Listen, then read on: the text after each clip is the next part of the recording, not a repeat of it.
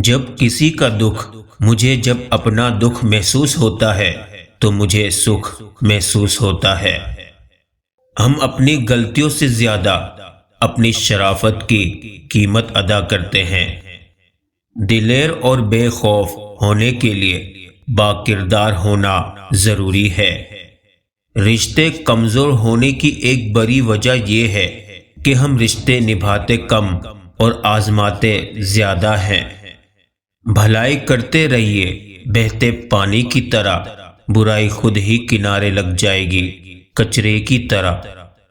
یا اللہ، نہ تم جیسا کوئی، نہ تمہارے سوا کوئی، بے شک یقیناً اگر تم شکر ادا کرو گے تو ضرور میں تمہیں زیادہ دوں گا۔ احسان جتلانے سے احسان نہ کرنا بہتر ہے۔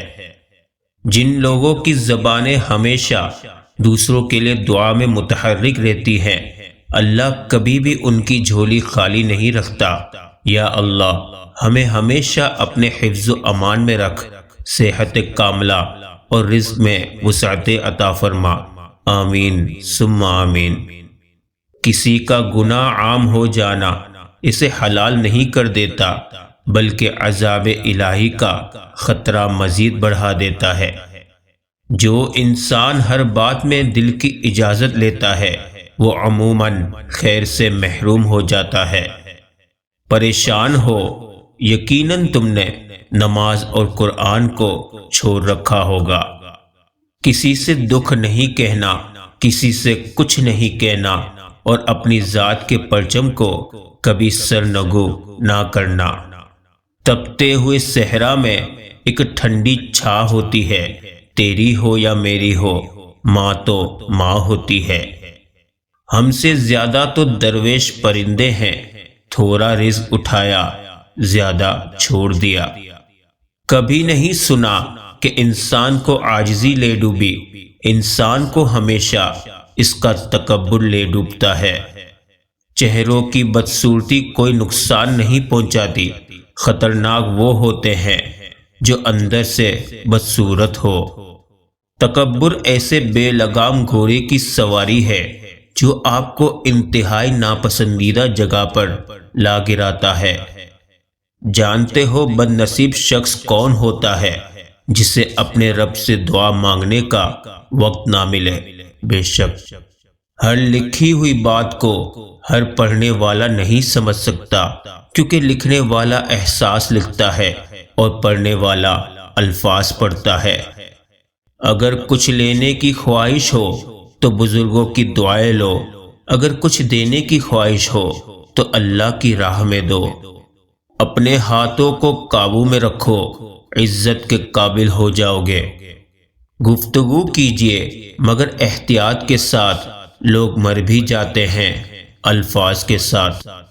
اچھا انسان مطلبی نہیں ہوتا، بس دور ہو جاتا ہے ان لوگوں سے جنہیں اس کی قدر نہیں ہوتی۔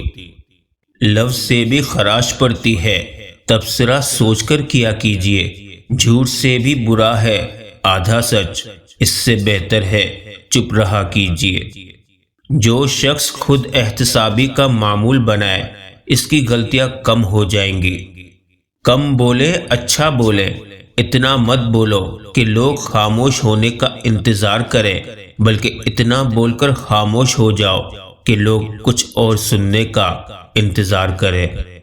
دعا کے 3 پہلو ہوتے ہیں، یا تو قبول ہوتی ہے، یا آخرت کے لیے ذخیرہ کر لی جاتی ہے، یا مصیبت کو ٹال دیتی ہے مگر رد نہیں ہوتی۔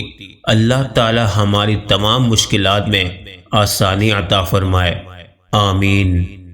تنقید سے پریشان نہ ہو، لوگوں کی تنقید سے نہ گھبرائیں۔ اگر وہ جھوٹے ہیں تو یہ آپ کے لیے نیکیوں کا ذریعہ ہے، اور اگر وہ سچے ہیں تو تنقید آپ کے لیے اصلاح اور معافی کا ذریعہ بن جائے گی۔ اور وہ مصیبت جو تمہیں اللہ تعالیٰ کے در پر لے آئے اس نعمت سے بہتر ہے جس میں تم اللہ تعالیٰ کے ذکر کو بھول ہی جاؤ۔ انسان جب اپنے حصے سے بانٹ دیتا ہے تو رب اس میں برکت ڈال دیتا ہے، خواہ وہ رزق ہو، عزت، طاقت، وقت یا محبت، اس میں کمی نہیں آتی۔ نیک لوگوں کی صحبت سے ہمیشہ بھلائی ہی ملتی ہے، کیونکہ ہوا پھولوں سے گزرتی ہے تو وہ بھی خوشبودار ہو جاتی ہے۔ موت صرف نام سے بدنام ہے، ورنہ تکلیف تو زندگی بھی دیتی ہے، اور بیوی بھی صرف نام سے بدنام ہے، ورنہ تکلیف میں صرف وہی ساتھ دیتی ہے۔ بے شک وقت تجربہ تو دیتا ہے، لیکن معصومیت چھین لیتا ہے۔ معافی اور درگزر ایک پھول کی مانند ہے۔ جو لوگ معافی مانگنے سے محروم ہو جاتے ہیں، وہ انسانوں کے درمیان رابطے اور تعلق کے پل کو توڑ دیتے ہیں۔ کچھ چیزیں بہت عرصے بعد بھی پلٹ کر شرمندہ کرنے آتی ہے، خاص طور پر کسی کو دیا ہوا دھوکہ یا کوئی بولا ہوا جھوٹ۔ غمگین نہ ہو، جو بھی تو کھو دیتا ہے اسے کسی نہ کسی اور نعمت کی صورت میں واپس پا لیتا ہے۔ بے شک اپنی زبان کو کسی کے عیبوں سے آلودہ نہ کرو، کیونکہ عیب تمہارے بھی ہیں اور زبان دوسرے لوگوں کی بھی ہے۔ بے شک غم کو بھی اسی طرح قبول کرو جس طرح خوشی کو کرتے ہو، دونوں ایک ہی مصنف کی لکھی ہوئی ہے۔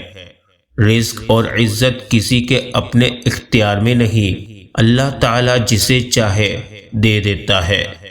لوگ خودی اور انا میں مبتلا ہیں، روزی کی فکر میں لگے ہیں، مگر روزی دینے والے سے غافل ہیں۔